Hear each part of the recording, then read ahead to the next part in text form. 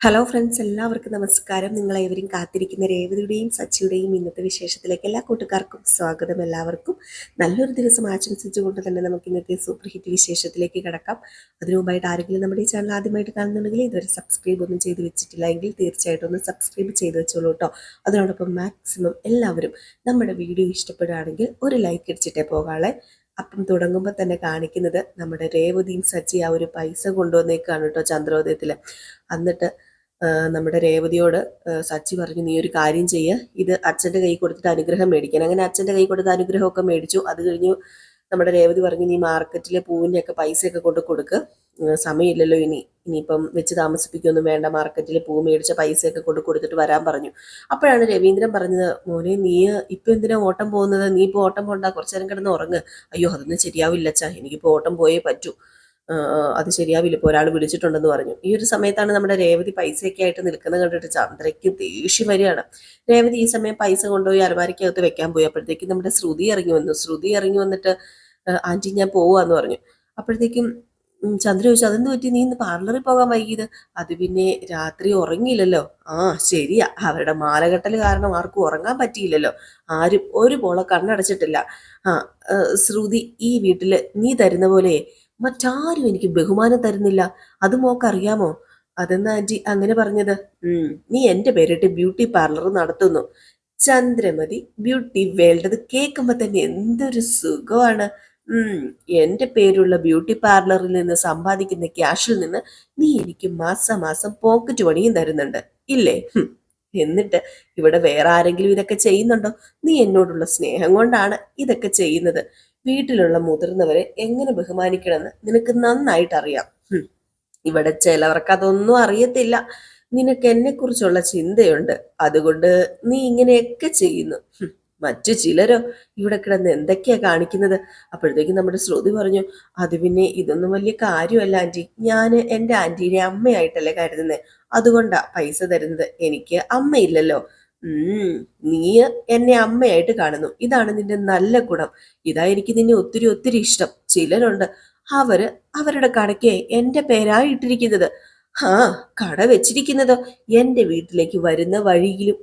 അതുകൊണ്ട് എനിക്ക് എന്താ പ്രയോജനം? ഒരു പ്രയോജനമില്ല. മരുന്നിന് പോലും കാശ് വേണമെന്ന് ചോദിക്കുന്നില്ല. ഇത് കേട്ടോണ്ട് നമ്മുടെ രേവതി നിപ്പുണ്ട് കേട്ടോ. രേവതിക്കാണ് ഇതൊക്കെ പറയുന്നതെന്ന് രേവതിക്കും അറിയാം. അങ്ങനെ നമ്മുടെ ചന്ദ്ര പറഞ്ഞു, അവരൊക്കെ സമ്പാദിക്കുന്ന ക്യാഷ് അവരൊക്കെ കെട്ടിപ്പിടിച്ചോണ്ടിരിക്കുക, ആർക്കും കൊടുക്കുന്നില്ല. അമ്മയാ, എന്നാ 100 രൂപ പിടിച്ചോ എന്നും പറഞ്ഞൊരു 100 രൂപ പോലും തരുന്നില്ല. ഇങ്ങനെയും ഉണ്ടോ മരുമക്കള്? നീ എനിക്ക് അമ്മാന്ന് കരുതി ക്യാഷ് തരുന്നു, പിന്നെ എല്ലാവരും എന്നെ അമ്മയായിട്ട് കരുതണമെന്നില്ല. ഞാൻ നിർബന്ധം പിടിച്ചിട്ടും കാര്യമില്ല. ചിലവരുടെ ഗുണസവിശേഷതകളൊക്കെ അതാണ്. പഠിച്ചതല്ലേ പാടൂ, വീട്ടിൽ നിന്ന് പഠിപ്പിച്ചതല്ലേ ചെയ്യൂ എന്നൊക്കെ പറഞ്ഞു. ഇത് കേട്ടപ്പോൾ നമ്മുടെ ശ്രുതി പറഞ്ഞു, അല്ല ആന്റി, എന്താ ഇപ്പൊ ഇങ്ങനെയൊക്കെ പറയുന്നത്? അത് രേവതിയെ കുറിച്ചാണോ പറയുന്നത്? ദേ, ഇത്ര നേരമായിട്ട് നിനക്കത് മനസ്സിലായില്ലേ? ഞാൻ രേവതിനെ കുറിച്ച് തന്നെയാ പറയുന്നത്. എനിക്ക് മനസ്സിലായായിരുന്നു, ചുമ്മാ ഒന്ന് കൺഫേം ചെയ്യാൻ വേണ്ടി ഞാൻ ചോദിച്ചതാ. ആന്റി, എനിക്കൊരു സംശയം. അല്ല, എന്ത് സംശയം? അല്ല, രേവതി ആന്റിക്ക് തരാൻ ക്യാഷ് എടുക്കാൻ വേണ്ടിയാണോ റൂമിലേക്ക് പോയത്? ഇപ്പൊ അവള് റൂമിലേക്ക് കയറി പോയിട്ടുണ്ട്. ഏതായാലും ഞാൻ ചെന്ന് നോക്കട്ടെ എന്ന് പറഞ്ഞു. ഇതിനിടയിൽ നമ്മുടെ രേവതി റൂമിലേക്ക് പോയി. അയ്യോ, നമ്മുടെ ചന്ദ്രയ്ക്കാണ് ഭയങ്കര സന്തോഷം. അപ്പൊ ക്യാഷ് എടുക്കാൻ പോയതായിരിക്കുന്നത്. അങ്ങനെ നമ്മുടെ ശ്രുതി റൂമിലേക്ക് ഇങ്ങനെ എത്തി വലിഞ്ഞ് ഇങ്ങനെ ഒളിഞ്ഞൊക്കെ നോക്കുകയാണ്. അപ്പോഴത്തേക്കും നമ്മുടെ രേവതി ശരിയാ, അലമാരയുടെ ഡോറ് തുറക്കുന്നു, പേഴ്സ് എടുക്കുന്നു, പൈസ എടുക്കുന്നു. ഇതൊക്കെ കണ്ടപ്പോഴത്തേക്കും ശ്രുതിക്കും തോന്നി, ഇനിയിപ്പോ എന്താ, പൈസ നമ്മുടെ ചന്ദ്രയ്ക്ക് കൊടുക്കാൻ വേണ്ടി എടുക്കാൻ പോയതായിരിക്കും. കാരണം ഇത്രയൊക്കെ നമ്മുടെ ചന്ദ്ര പറഞ്ഞില്ലേ, അപ്പൊ പിന്നെ രേവതി കൊടുക്കാതെ ഇരിക്കുവോ? ഏതായാലും ഇത് കണ്ടത് നമ്മുടെ ശ്രുതി ഓടി ചന്ദ്രയുടെ അടുത്തേക്ക് ചന്ദ്രയുടെ അടുത്തേക്ക് ചെന്നിട്ട് പറഞ്ഞു, ദേ അമ്മേ, ഇപ്പൊ വരും, അവള് പൈസ എണ്ണുന്നുണ്ട്. സത്യമാണോ മോളെ? അവള് പൈസ എണ്ണുന്നുണ്ടോ? അവളെ അലമാര തുറന്ന് പൈസ എണ്ണിക്കൊണ്ട് നിൽക്കുക. അത് നല്ല 500ന്റെ മിനിമിന തിളങ്ങുന്ന നോട്ട്. അപ്പം അവളെനിക്ക് പൈസ തരുമായിരിക്കും. അല്ല പിന്നെ, അമ്മ ഇത്രയൊക്കെ പറഞ്ഞില്ലേ, അതവൾക്ക് കൊണ്ടെന്നേ, അതവൾക്ക് കയറി കൊണ്ട് കാണും. അതാണ് അവള് ആ പൈസ എണ്ണിക്കൊണ്ടിരിക്കുന്നത്. അമ്മ ഇരുന്ന് ഇപ്പൊ പൈസയും കൊണ്ട് അവള് വരുന്നു. നമ്മുടെ ചന്ദ്രയുടെ മനസ്സിൽ ലഡു പൊട്ടി. ഈ ഒരു സമയത്ത് പേഴ്സിനകത്ത് പൈസയൊക്കെ എടുത്ത് വെച്ചുകൊണ്ട് നമ്മുടെ രേവതി ഇങ്ങനെ ഇറങ്ങി വരികയാണ്.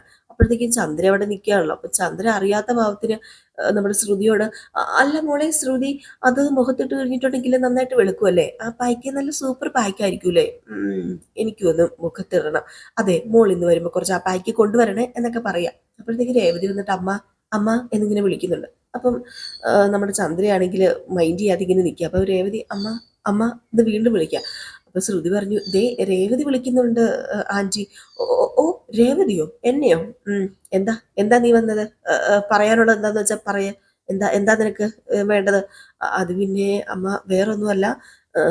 നീ പറ. അപ്പൊ നമ്മുടെ ചന്ദ്ര പൈസ കിട്ടും നോക്കിയിരിക്കുകയാണ് കേട്ടോ. അപ്പൊ രേവതി പറഞ്ഞു, അത് പിന്നെ ഞാൻ സാമ്പാർ അടുപ്പത്ത് വെച്ചിട്ടുണ്ടേ, അത് തിളയ്ക്കണം. തിളച്ച് കഴിയുമ്പോഴത്തേക്കും അത് ഒന്ന് എടുത്തു വെക്കണം.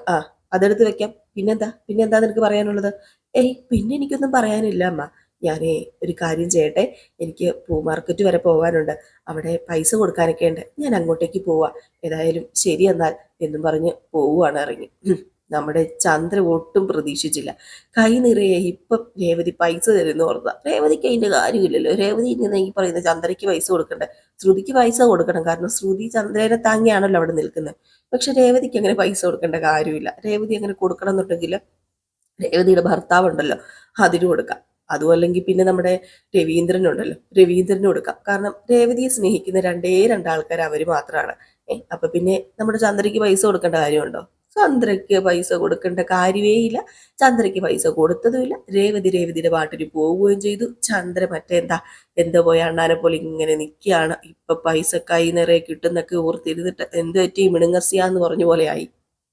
പിന്നെ കാണിക്കുന്ന സീൻ എന്ന് പറഞ്ഞിട്ടുണ്ടെങ്കിൽ നമ്മുടെ മഹേഷിന്റെ അടുത്തേക്ക് ചെല്ലുകയാണ് കേട്ടോ രേവതി. എന്നിട്ട് മഹേഷ് ഏട്ടാന്ന് പറഞ്ഞ് വിളിക്കുക. അപ്പൊ രേവതിനെ കണ്ട ഉടനെ മഹേഷേ, എന്താ രേവതി ഇവിടെ? സച്ചി ഇവിടെ ഇല്ല, സച്ചി ഇപ്പൊ ഓട്ടോ സ്റ്റാൻഡിലാണേ ഉള്ളത്. അത് പിന്നെ ഞാൻ സച്ചേട്ടനെ കാണാനൊന്നും വന്നതല്ല, മഹേഷ് ഏട്ടനെ കാണാൻ വേണ്ടി തന്നെയാ വന്നത്. എന്നെ കാണാനോ? എന്താ കാര്യം? അല്ല, സച്ചേട്ടൻ സ്വന്തം കാറാണല്ലോ ഓടിച്ചിരുന്നത്, അത് വിറ്റിപ്പം വാടകയ്ക്ക് ഓട്ടോ ഓടിക്കുമല്ലേ? അതെ. ദിവസവും രാത്രിയൊക്കെ ഏറെ വൈകിയാ മഹേഷ് ഏട്ടാ വരുന്നത്, ജോലി സമയവും കൂടുതലാ. ആ കാർ ഓടിക്കുന്ന അത്ര വരുമാനം ഓട്ടോ ഓടിച്ചാലേ കിട്ടില്ലേ? ഓട്ടോക്കൊക്കെ ചെറിയ ട്രിപ്പല്ലേ വിളിക്കത്തുള്ളൂ, ദൂരേക്കൊന്നും പോവുകയല്ലോ. പെട്രോള്, ഓട്ടോ വാടക ഇവയൊക്കെ കഴിച്ചിട്ട് കയ്യിൽ എന്തെങ്കിലും മിച്ചം വരണമെങ്കിൽ രാവും പകലും ഒക്കെ ഓടിക്കേണ്ടി വരും. അവന്റെ കാര്യം ഓർക്കുമ്പം ഞങ്ങൾക്ക് എല്ലാവർക്കും വിഷമം, അറിയാലോ. ഞങ്ങൾക്കൊക്കെ വേണ്ടിയാ അവൻ ഈ ത്യാഗം ചെയ്തത്. അപ്പൊ വേറൊരു കൂട്ടുകാരൻ പറഞ്ഞു, അവൻ ഞങ്ങൾക്ക് നല്ലത് ചെയ്തിട്ട് പാവം അവനിപ്പോ കഷ്ടത്തിലായി. ഞങ്ങൾക്കറിയാം രേവതി ചേച്ചി, ഞങ്ങൾ കൊടുക്കേണ്ട കാശ ആന്റണിക്ക് അവൻ കൊടുത്തത്. മാസാമാസം ഞങ്ങള് കുറച്ച് ക്യാഷ് തരാന്ന് പറഞ്ഞപ്പം അതവൻ കേൾക്കുന്നുമില്ല, മേടിക്കുന്നുമില്ല. ഇപ്പൊ നിങ്ങൾക്ക് കിട്ടുന്ന ക്യാഷ് നിങ്ങളുടെ വീട്ടു ചെലവിന് പോലും തികയില്ല എന്ന് എനിക്കറിയാം. അതുകൊണ്ട് പിന്നീട് ക്യാഷ് തന്നാ മതിയെന്ന സച്ചി പറയുന്നത്. എനിക്കറിയാം, അദ്ദേഹം അങ്ങനെയാ, മറ്റുള്ളവരുടെ വിഷമം അറിഞ്ഞ് പെരുമാറും. തന്റെ വിഷമം സച്ചേട്ടൻ ആരോടും പറയൂല, അത് ഉള്ളിൽ ഒതുക്കിക്കൊണ്ട് നടക്കും. അതൊക്കെ എനിക്കറിയാം മഹേഷ് ഏട്ടാ. അതുകൊണ്ടാ ഞാനിപ്പോ ഇങ്ങോട്ടേക്ക് വന്നത്. അതുകൊണ്ടേ ഞാൻ ഒരു തീരുമാനം എടുത്തിട്ടുണ്ട്. ആ തീരുമാനം മഹേഷ് ഏട്ടനെയൊക്കെ ഒന്ന് പറയണം, നിങ്ങളോട് ചോദിച്ചിട്ട് ചെയ്യണം. അല്ല, എന്ത് തീരുമാനം? അത് പിന്നെ സച്ചേട്ടന് ഞാനൊരു കാറ് മേടിച്ചു കൊടുക്കാൻ വേണ്ടി തീരുമാനിച്ചു. കാറോ? സച്ചേട്ടനോ? സച്ചിക്കോ? സച്ചേട്ടന് ഒരു കാർ ഇപ്പം മേടിച്ചു കൊടുക്കണം. അതാ ഇപ്പം സച്ചേട്ടന് അത്യാവശ്യമായിട്ട് വേണ്ടത്. അല്ല രേവതി, നിനക്ക് നിനക്ക് എവിടുന്ന പൈസ അതിന്? അത് പിന്നെ വേറൊന്നുമല്ല, സ്വന്തമായിട്ടൊരു ജോലി ഉണ്ടെങ്കിലേ മറ്റുള്ളവരുടെ മുമ്പിൽ തല കുനിക്കാതെ ഉയർന്നു നിൽക്കാം എന്നൊക്കെ പറഞ്ഞാൽ എനിക്കൊരു പൂക്കട ഇട്ട് തന്നത്. എന്നോട് കാണിച്ച ആ സ്നേഹം ഞാൻ തിരിച്ച് കാണിക്കണ്ടേ? ഇല്ലെങ്കിൽ അത് നന്ദികേടായി പോവില്ലേ? ദൈവം എന്നോട് പൊറുക്കുവോ? ഞാൻ അദ്ദേഹത്തിന് ഒരു കാറ് മേടിച്ച് കൊടുത്തിരിക്കും. അല്ല, കാറ് മേടിക്കാനുള്ള ക്യാഷൊക്കെ രേവതിയുടെ കയ്യിലുണ്ടോ? കൂടുതലൊന്നുമില്ല. ഇപ്പം വലിയൊരു ഓർഡർ കിട്ടിയിരുന്നല്ലോ, മാല വിറ്റ് കിട്ടിയ വകയില് കുറച്ച് ക്യാഷ് എൻ്റെ കയ്യിലുണ്ടേ. അല്ല, പുതിയൊരു കാറ് മേടിക്കുകയാണെങ്കിൽ 10 ലക്ഷത്തിന് ഉള്ളിൽ വേണ്ടി വരും. കുറച്ച് ക്യാഷ് ലോൺ എടുക്കാം, പക്ഷേ മാസത്തിലുള്ള അടവ് അത് കൂടുതലായിരിക്കും. ഇപ്പോഴുള്ള അവസ്ഥയിൽ വേണ്ട, അത് വേണ്ട. സെക്കൻഡ് ഹാൻഡ് കാറ് മേടിക്കാം, അതാ നല്ലത്. സച്ചി 2 കാറ് പോയി നോക്കിയിരുന്നു. ഓട്ടോ ഓടിക്കാൻ നോക്കുന്നതിന് മുമ്പേ ഒരു സെക്കൻഡ് ഹാൻഡ് കാറ് മേടിച്ചാലോ എന്ന് അവൻ ആലോചിച്ചതാ. എന്നെയും കൊണ്ടുപോയാ അവൻ കാറ് നോക്കിയത്. 2-3 നോക്കി. അതിലൊരെണ്ണം അവൻ ഒരെണ്ണം അതിന് നന്നായിട്ട് ഇഷ്ടപ്പെട്ടു. അത് 3 ലക്ഷത്തിന്റെ കാറെങ്ങാണ്ടാന്ന് തോന്നുന്നു. അത് കയ്യിൽ ക്യാഷ് ഇല്ലാത്തോണ്ടേ അവൻ മേടിച്ചില്ല. പിന്നീടാണ് അവന് ഓട്ടോ ഓടിക്കാൻ വേണ്ടി തീരുമാനിച്ചത്. ആ അല്ല, ഇപ്പൊ പറഞ്ഞത് എന്താ, ആ കാറ് മേടിക്കാന് 3 ലക്ഷം വേണോ? ആ 3 ലക്ഷം വേണം. അപ്പൊ മൊത്തം ക്യാഷ് കൊടുക്കണോ? ഏയ് മൊത്തം ക്യാഷ് ഒന്നും കൊടുക്കണ്ട. കാറ് മേടിക്കുമ്പം അവർ പറയുന്ന ക്യാഷ് കൊടുത്താൽ മതി. പിന്നെ മാസം മാസം നമുക്ക് ഫൈനാൻസ് ഇട്ട് അടയ്ക്കാം. എങ്കിൽ പിന്നെ മഹേഷ് ഏട്ടാ, നമുക്ക് ആ കാറൊന്ന് നോക്കാൻ പോയാലോ? ഈ കാര്യം സച്ചേട്ടനോട് ഇപ്പൊ പറയണ്ട കേട്ടോ. സച്ചേട്ടന് സർപ്രൈസ് ആയിട്ട് എനിക്ക് കാറ് കൊടുക്കാൻ, നമുക്ക് കാറ് മേടിച്ചതിന് ശേഷം പറയാം. ഉം ഭാര്യ കൊള്ളാം. അപ്പൊ സച്ചിക്ക് സർപ്രൈസ് കൊടുക്കാൻ പോവാല്ലേ? അതെ, എന്റെ സച്ചേട്ടൻ അല്ലാതെ ഞാൻ വേറെ ആർക്കാ സർപ്രൈസ് കൊടുക്കുന്നത്? എന്നോട് പറയാതെ എനിക്ക് സർപ്രൈസ് ആയിട്ടല്ലേ പൂക്കടയിട്ട് തന്നത്. അതുപോലെ സച്ചേട്ടനും ഞാനൊരു കാറ് മേടിച്ചു കൊടുക്കും, സർപ്രൈസ് ആയിട്ട് തന്നെ. അദ്ദേഹത്തിന് ഇഷ്ടപ്പെട്ടു എന്ന് പറഞ്ഞ കാർ എവിടെയാ ഉള്ളത്? നമുക്കൊന്ന് പോയി നോക്കിയാലോ മഹേഷ് ഏട്ടാ? ബാ. അത് പിന്നെ ഇവിടെ അടുത്തുള്ള യൂസ്ഡ് കാർ ഷോറൂമിലാണ് ഉള്ളത്, നമുക്ക് അങ്ങോട്ടേക്ക് പോകാം. അല്ല, അത് വിറ്റുപോയി കാണുമോ ഇനി? വിറ്റുപോയെങ്കിൽ എന്ത് ചെയ്യും? എന്തായാലും ബാ, നമുക്കൊന്ന് ചെന്ന് നോക്കാം, ബാ മഹേഷ് ഏട്ടാ എന്ന് പറഞ്ഞുകൊണ്ട് നമ്മുടെ രേവതി മഹേഷിന്റെ കൂടെ ആ ഒരു കാറിൽ കയറി പോവുകയാണ് കേട്ടോ. ആ ഷോറൂമിലേക്ക് തന്നെ, യൂസ്ഡ് കാർ ഷോറൂം എന്നും കണ്ടാണ് അതിന്റെ പേര്. അവിടെ ചെല്ലുന്നു. അവിടെ ചെന്ന് കഴിയുമ്പോഴത്തേക്കോ നമ്മുടെ രേവതിക്കും ആ കാർ അങ്ങോട്ട് കണ്ട് ഇഷ്ടപ്പെടുക. ആദ്യം അവിടെ ചെന്ന് ആ ഓണറോട് സംസാരിക്കാം. അപ്പൊ മഹേഷിനെ കണ്ട ഉടനെ, എന്താ മഹേഷ് ഈ വഴിക്ക്, കാറ് കൊടുക്കാനാണോ മേടിക്കാനാണോ? തൽക്കാലം കാറ് കൊടുക്കാനൊന്നും ഉദ്ദേശിക്കുന്നില്ല, കാറ് ഞങ്ങൾ മേടിക്കാൻ വന്നതാ. അല്ല, ഞങ്ങൾ അന്ന് വന്ന് നോക്കി വണ്ടി പോയിട്ടില്ലല്ലോ, ഞാൻ സച്ചിയായിട്ട് വന്ന് നോക്കി വണ്ടി. ഇല്ലില്ല, ആ വണ്ടി ഇവിടെ തന്നെ ഉണ്ട്. നിങ്ങൾ ഇരിക്കി, 1-2 പാർട്ടുകളെ ചോദിച്ചിട്ടുണ്ട്. ചില്ലറ പണികളൊക്കെ തീർത്ത് സർവീസ് ചെയ്തിട്ട് ഇപ്പൊ കൊണ്ടുവന്നതേ ഉള്ളൂ. ആർക്ക് വേണ്ടിയാ? അത് പിന്നെ വേറെ ആർക്കും വേണ്ടിയല്ല, സച്ചിക്ക് വേണ്ടി തന്നെയാ. വണ്ടി അവന് നന്നായിട്ട് ബോധിച്ചായിരുന്നേ. അല്ല, സച്ചിയല്ലേ എന്തോ സാമ്പത്തിക പ്രശ്നമുണ്ടെന്നൊക്കെ പറഞ്ഞിട്ട് ആ കാർ വേണ്ടെന്ന് പറഞ്ഞത്? ഞാൻ അപ്പോഴേ പറഞ്ഞതാ, സച്ചിക്ക് വേണ്ടിയാണെങ്കിൽ എന്തെങ്കിലും എക്സ്ട്രാ ഡിസ്കൗണ്ട് ഒക്കെ ചെയ്യാന്ന്. ഉം സാമ്പത്തിക പ്രശ്നമൊക്കെ ഇപ്പോഴും ഉണ്ട്, അതൊക്കെ ശരിയാണ്. പക്ഷെ അതൊന്നും അല്ല ചേട്ടാ. ഇപ്പം ഇപ്പം ദേ ഈ ഇരിക്കുന്നത് രേവതി, സച്ചിയുടെ ഭാര്യ. ഓ, സച്ചിയുടെ ഭാര്യയാണോ? ഹലോ എന്ന് പറഞ്ഞപ്പോഴത്തേക്ക് രേവതി ഹലോ എന്ന് പറഞ്ഞു. അതെ, രേവതി വെറുതെ അല്ല ഇങ്ങോട്ട് വന്നത്, സച്ചിക്ക് ഒരു സർപ്രൈസ് കൊടുക്കാനാ. അപ്പോഴത്തേക്ക് നമ്മുടെ രേവതി പറഞ്ഞു, സച്ചേട്ടന് ഇഷ്ടപ്പെട്ട കാറ് എനിക്കിത് കാണാൻ പറ്റുമോ? അതെന്ത് ചോദ്യം മോളെ ചോദിക്കുന്നത്? മഹേഷെ, വണ്ടി പുറത്തുണ്ട്, അത് മോക്കിത് കാണിച്ചു കൊടുക്ക്. ഭർത്താവിന് വേണ്ടി കാറ് മേടിക്കാൻ വന്ന ആളല്ലേ, അപ്പൊ പിന്നെ നമ്മൾ കാണിച്ചു കൊടുക്കാതിരിക്കേണ്ട കാര്യമുണ്ടോ? ഏതായാലും ചെല്ലെ, കാറ് കാണിച്ചു കൊടുക്ക് എന്ന് പറയാ. അങ്ങനെ രേവതിയും മഹേഷും കൂടെ ഒരു കൂട്ടുകാരനുണ്ട്, കൂട്ടുകാരനും കൂടി നേരെ കാറ് വാങ്ങാൻ വേണ്ടി, കാറ് വാങ്ങാനല്ല, കാറ് കാണാൻ വേണ്ടി അങ്ങോട്ടേക്ക് ചെല്ലുകയാണ്. ആദ്യം കണ്ടു കഴിഞ്ഞിട്ടൊക്കെ വേണ്ടേ മേടിക്കാനായിട്ട്. അങ്ങനെ കാറ് കണ്ടു. കാറ് കണ്ടപ്പോഴാണ് നമ്മുടെ രേവതിക്ക് അങ്ങോട്ട് ബോധിച്ചത്, നല്ലൊരു അടിപൊളി കാറ് കേട്ടോ. ഏതായാലും സച്ചിക്ക് ഇത് ഇഷ്ടമായപ്പോ പിന്നെ രേവതിക്ക് ഇത് ഇഷ്ടമാവാതിരിക്കുമല്ലേ? അങ്ങനെ രേവതി പറഞ്ഞു, കാറ് കണ്ടിട്ട് ഒന്നും നോക്കാനില്ല, ഈ കാറ് തന്നെ മേടിക്കാം. അപ്പൊ ആ ഓണർ വന്നിട്ട് പറഞ്ഞു, കാറ് മേടിക്കാൻ പോവല്ലേ, ഏതായാലും എന്നാ പിന്നെ ഞാൻ കണക്ക് പറയാം, ഒരു 4 ലക്ഷം രൂപ. അപ്പോഴത്തേക്കുമാണ് നമ്മുടെ രേവതി പറഞ്ഞത്, അയ്യോ 4 ലക്ഷം എന്ന് പറയുമ്പം അത്രയും ക്യാഷ്, അല്ല അത്രയും ക്യാഷ് ഒരുമിച്ച് വേണ്ട. ഇപ്പം ഇപ്പൊ ഒരു, അല്ല, അല്ലെങ്കിൽ തന്നെ ആരാ ഈ കാലത്ത് രൊക്കം ക്യാഷ് ഒക്കെ കൊടുത്ത് കാറ് മേടിക്കുന്നത്? ആരെങ്കിലും അങ്ങനെ മേടിക്കുമോ? ഉള്ളവർ വരെ ഫിനാൻസ് ഇടുക ചെയ്യുന്നത്. ഇവിടെ നമ്മുടെ ലോൺ ചെയ്യുന്നുണ്ട്, ചെറിയൊരു പേയ്മെന്റ് ഇപ്പം അടച്ചാൽ മതി, ബാക്കി മാസാമാസം അടയ്ക്കാം. അല്ല, ഈ ചെറിയൊരു പേയ്മെന്റ് എന്ന് പറഞ്ഞാൽ അത് എത്രയായിരിക്കും? ആദ്യം എത്ര ക്യാഷ് വേണ്ടി വരും? മൊത്തം ഇപ്പൊ ഞാൻ കൂട്ടിയിട്ട് പറയാമേ എന്നും പറഞ്ഞുകൊണ്ട് അയാൾ കണക്ക് കൂട്ടുകയാണ്. അങ്ങനെ അയാൾ കണക്ക് കൂട്ടിയിട്ട് രേവതിയോട് ഒരു തുക അങ്ങോട്ട് പറഞ്ഞു. ഈ തുക കേട്ടതും നമ്മുടെ രേവതി അങ്ങോട്ട് ഞെട്ടിപ്പോയി കേട്ടോ. രേവതി പറഞ്ഞു, അയ്യോ ഇത്രയും പൈസ, അത് പിന്നെ ഇത്രയും പൈസ എൻ്റെ കയ്യിൽ കാണാൻ ചാൻസ് ഇല്ല. ഏതായാലും ഞാനൊന്ന് നോക്കട്ടെ. ഞാൻ നാളെ കൊണ്ടുവന്നാൽ പോരെ പൈസ? അതെ, നാളെ തന്നെ കൊണ്ടുവരണം കേട്ടോ. അതിനു മുമ്പ് വേറെ ആരെങ്കിലും വന്നു കഴിഞ്ഞിട്ടുണ്ടെങ്കിൽ കൊടുക്കാതിരിക്കാൻ പറ്റില്ല. ഞാൻ നാളെ ഒരു ദിവസം ഹോൾഡ് ചെയ്യാം, അത് കഴിഞ്ഞാൽ പിന്നെ പറ്റത്തില്ലെന്ന് പറഞ്ഞു. അപ്പോഴത്തേക്ക് നമ്മുടെ രേവതി പറഞ്ഞു, എങ്കിൽ പിന്നെ നാളെ ഒരു ദിവസം ഹോൾഡ് ചെയ്യേ. ഞാൻ പറഞ്ഞല്ലോ, വേറെ 1-2 പാർട്ടികൾ വെയിറ്റ് ചെയ്തിരിക്കുക, അതുകൊണ്ടാണ് കേട്ടോ എന്ന് പറഞ്ഞു. ഈ സമയത്ത് അയാൾക്ക് ഒരു ഫോൺ വന്നപ്പോൾ അയാൾ അങ്ങനെ നീറ്റ് പോയി കേട്ടോ. അപ്പോഴത്തേക്ക് നമ്മുടെ രേവതി മഹേഷും രേവതിയുടെ കൂട്ടുകാരനുമാണ് ഉള്ളത്. അപ്പൊ മഹേഷ് ചോദിച്ചു, അല്ല രേവതിയുടെ കയ്യിൽ പൈസ ഇല്ലെങ്കിൽ ഒരു കാര്യം ചെയ്യാം, ഞാൻ എവിടെന്നെങ്കിലും മറിച്ച് തരട്ടെ?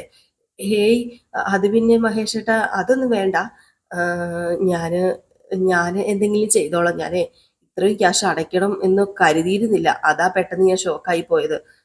ഇപ്പോഴത്തെ ഓർഡറിൽ കിട്ടിയ ക്യാഷ് എല്ലാ ചെലവും പോയിട്ട് സത്യം പറഞ്ഞു കഴിഞ്ഞാൽ കുറച്ച് പൈസ കുറവാ കയ്യിലുള്ളത്. പിന്നെ എനിക്ക് അവിടെ ഇവിടെയൊക്കെ കൊടുക്കാനുണ്ടായിരുന്നു, അതിൽ കൂടുതലാന്ന് അറിഞ്ഞപ്പോഴത്തേനുമേ പെട്ടെന്ന് ഒരു ഷോക്കായി പോയി.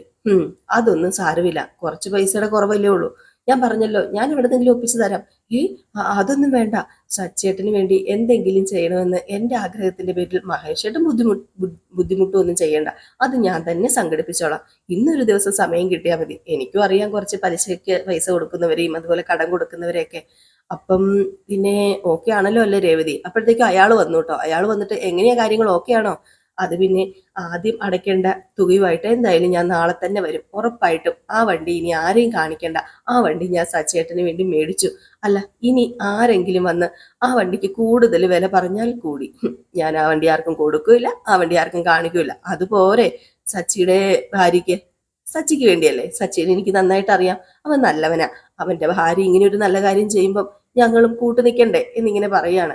ഈ സമയത്ത് നമ്മുടെ രേവതിക്ക് എന്ത് ചെയ്യണമെന്ന് അറിയില്ല കേട്ടോ. ബാക്കി പൈസ ഉണ്ടാക്കാൻ വേണ്ടി എന്തോ മനസ്സിലൊരു പ്രതീക്ഷ എന്തൊക്കെയോ ഉണ്ട്. അങ്ങനെ രേവതി അവിടുന്ന് പോവാ. അങ്ങനെ രേവതി അവിടുന്ന് പോയി മഹേഷിന്റെ ഒക്കെ അടുത്തുനിന്ന് പോയി ഇങ്ങനെ നടന്നു പോയിക്കൊണ്ടിരിക്കുമ്പോൾ നമ്മുടെ ദേവു വന്നു. ദേവു രേവതിനെ കണ്ടത് ചേച്ചി ചേച്ചി എന്ന് വിളിക്കുകയാണ്. അപ്പൊ നമ്മുടെ രേവതി വേറെ ഏതോ സ്വപ്ന ലോകത്താണല്ലോ. രേവതി മൈൻഡ് ചെയ്തില്ല. അപ്പൊ വീണ്ടും ചേച്ചി ചേച്ചി എന്ന് വിളിക്കാം. അപ്പോഴത്തേക്കും പെട്ടെന്ന് രേവതി തിരിഞ്ഞു നോക്കി. രേവതി തിരിഞ്ഞു നോക്കിയപ്പം ദേവു ആണെങ്കിൽ ആ ഒരു റോഡ് ഇങ്ങനെ അപ്പുറത്തായിരുന്നു. രേവതി ക്രോസ് ചെയ്ത് വന്നു. ക്രോസ് ചെയ്ത് വന്നിട്ട്, ഇതെന്ത് ചേച്ചി ഈ റോഡിലൂടെ ഇങ്ങനെ സ്വപ്നം കണ്ടോണ്ട് നടന്നു പോകുന്നത്? ഇതെന്താ നടു റോട്ടിൽ കൂടിയാണോ സ്വപ്നം കാണുന്നത്? അത് പിന്നെ ഞാൻ ശ്രദ്ധിച്ചില്ല മോളെ, വേറൊരു കാര്യം ഓർത്ത് ഇങ്ങനെ നടന്നു പോവുമായിരുന്നു. അതെനിക്ക് മനസ്സിലായി. ഇല്ലായിരുന്നെങ്കിൽ ഒറ്റ വിളിക്ക് ചേച്ചി ശ്രദ്ധിച്ചാനെ. ഇതിപ്പോ ചേച്ചി ശ്രദ്ധിക്കാത്തപ്പോ തന്നെ സ്വപ്നം അതെനിക്ക് മനസ്സിലായി. എന്താണ് മേഡം ഇത്രയ്ക്ക് രൂക്ഷമായിട്ട് ചിന്തിക്കുന്നത്? അത് പിന്നെ ഒന്നുമില്ലടി. ഓ അതൊന്നുമല്ല, എന്തോ ഉണ്ട്, എനിക്കറിയാം. അത് പിന്നെ സച്ചേട്ടൻ ഇങ്ങനെ ഓട്ടോ ഓടിച്ച് എങ്ങനെ നടക്കും? അതോർക്കുമ്പോൾ മനസ്സിനൊരു സങ്കടമാ. സ്വന്തം കാറ് രാജാവിനെ പോലെ ഓടിച്ചിരുന്ന ആളാ. എന്നിട്ടിപ്പം അതിനിപ്പോ നമുക്ക് എന്ത് ചെയ്യാൻ പറ്റും? രേവതി ചേച്ചി, സച്ചേട്ടൻ തന്നെയല്ലേ കാറ് വിറ്റത്? അത് പിന്നെ സ്വന്തം കാര്യം നോക്കാൻ വേണ്ടി അല്ലല്ലോ കാറ് വിറ്റത്. ഒരു തരത്തിൽ പറഞ്ഞാല് നമ്മുടെ ശരത്തും കാറ് വിൽക്കാൻ ഒരു കാരണക്കാരനായിട്ടില്ലേ? അവൻ കാരണം ഉണ്ടായ പ്രശ്നമല്ലേ ഇതിനൊക്കെ പിന്നില്? അതൊക്കെ ഓർക്കുമ്പോഴും എനിക്ക് സങ്കടമാ. എന്തായാലും സച്ചേട്ടൻ ഇങ്ങനെ നടക്കുന്നത് കണ്ട് വെറുതെ ഇരിക്കാൻ എനിക്ക് പറ്റില്ല. അതുകൊണ്ട് ഒരു കാര്യം ഞാൻ തീരുമാനിച്ചു. ഞാന് സച്ചേട്ടന് ഒരു കാറ് മേടിച്ചു കൊടുക്കാൻ പോവാ. ജയവതി ചേച്ചി കാറ് മേടിക്കാൻ പോവാന്നോ? അയ്യോ അത് കലക്കി. അല്ല, ഏത് കാറാ? വല്ല ബെൻസോ BMW വല്ലോ ആണോ? അതൊന്നും എനിക്കറിയില്ല. എന്തായാലും എന്റെ ഭർത്താവിന് ഇഷ്ടപ്പെട്ട കാറാ, അതെനിക്കറിയാം. അതെങ്ങനെ അറിയാം? അതൊക്കെ ഞാൻ പോയി കണ്ടു, അതൊക്കെ ഞാൻ നോക്കി വെച്ചിട്ടാ വരുന്നത്. ഓഹോ, ഇതിനിടയിൽ അതൊക്കെ ചെയ്തല്ലേ? തീരുമാനം എടുത്തു, വണ്ടി പോയി നോക്കുകയൊക്കെ ചെയ്തു. ഇത് വല്ലാത്ത കഴിവ് തന്നെ. അല്ല, എപ്പോഴാ ഇനി വണ്ടി മേടിക്കുന്നത്? അതിലെ ഒരു ചെറിയ പ്രശ്നമുണ്ട് ദേവു. എന്ത് പ്രശ്നം? എന്ത് പ്രശ്നം ചേച്ചിക്കുള്ളത്? കുറച്ച് ക്യാഷ് കൂടി വേണ്ടി വരും. അത് ശരി. അപ്പൊ കയ്യിൽ കാശില്ലാതെയാണോ അമ്മച്ചി കാശിക്ക് പോകാൻ തീരുമാനിച്ചത്? ദേ ഒന്ന് പോടി, കളിയാക്കാതെ. നീ കളിയാക്കൊന്നും വേണ്ട. പിന്നെ കളിയാക്കാതെ കാറ് മേടിക്കാൻ തീരുമാനിക്കുന്നു, കാറ് ചെന്ന് മേടിക്കുന്നു, ഇഷ്ടപ്പെടുന്നു, പക്ഷെ വാങ്ങാൻ ക്യാഷ് ഇല്ല. ഇതിപ്പോ എന്താ ഞാൻ പറയാ? ഇനിയിപ്പം ബാക്കി പരിപാടി എന്താ എന്റെ ചേച്ചിയുടെ? അങ്ങനെ അല്ലടി പെണ്ണെ, വണ്ടിക്ക് മൊത്തം 4 ലക്ഷം രൂപയാകും.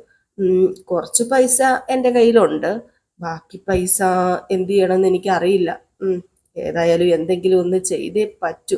ഇല്ലെങ്കിൽ എൻ്റെ സച്ചേട്ടൻ്റെ വണ്ടി എന്നുള്ള സ്വപ്നം അതില്ലാതാവില്ലേ? പാവം സച്ചേട്ടൻ ആ ഓട്ടോ ഉന്തിക്കൊണ്ട് നടക്കുന്നത് കാണുമ്പോൾ സങ്കടമാണ്.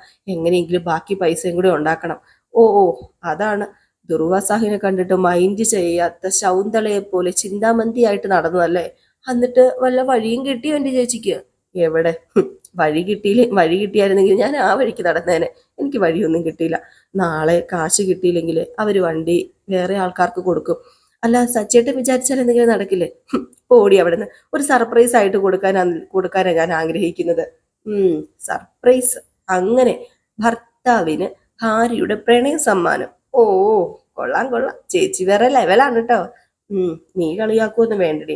ഇതിപ്പം എങ്ങനെ നടപ്പിലാക്കുമെന്ന് ആലോചിച്ച് ഞാൻ തല പുകഞ്ഞ് നടക്കുക. തലയ്ക്കകത്ത് തീയ. അപ്പോഴാ നിന്റെ ഒരു തമാശ. അതെ, ഇങ്ങനെ ഒരു പ്രതിസന്ധ ഘട്ടത്തില് സ്വന്തം ചേച്ചിനെ സഹായിക്കേണ്ടത് എന്റെയും കൂടെ ഒരു ഇതാണല്ലോ. അതുകൊണ്ട് നമുക്കൊരു വഴി ഉണ്ടാക്കാം. എന്ത് വഴി? എന്ത് വഴിയുടെ കാര്യം നീ പറയുന്നത്? ഇത് കേട്ടതും നമ്മുടെ രേവതി അങ്ങ് ഞെട്ടിപ്പോയിട്ടോ. ഇപ്പൊ രേവതിക്ക് എന്ത് വഴിയാണെന്ന് ഇപ്പൊ അറിഞ്ഞേ പറ്റൂ. വെപ്രാളം ആയി നമ്മുടെ രേവതിക്ക്, സത്യം പറഞ്ഞിട്ടുണ്ട്, ആ വഴി കേൾക്കാൻ. അപ്പൊ ഏതായാലും ഈ ഒരു സീൻ കാണിച്ചിട്ടാണ് ഇന്നത്തെ വിശേഷം അവസാനിക്കുന്നത്. അപ്പൊ എല്ലാവരും കാത്തിരിക്കുക അടുത്ത വിശേഷത്തിനായിട്ട്. നയനയുടെയും ആദർശിന്റെയും വിശേഷമായിട്ട് അടുത്തത്. അതുമായിട്ട് ഇപ്പൊ വരാമേ. Bye bye.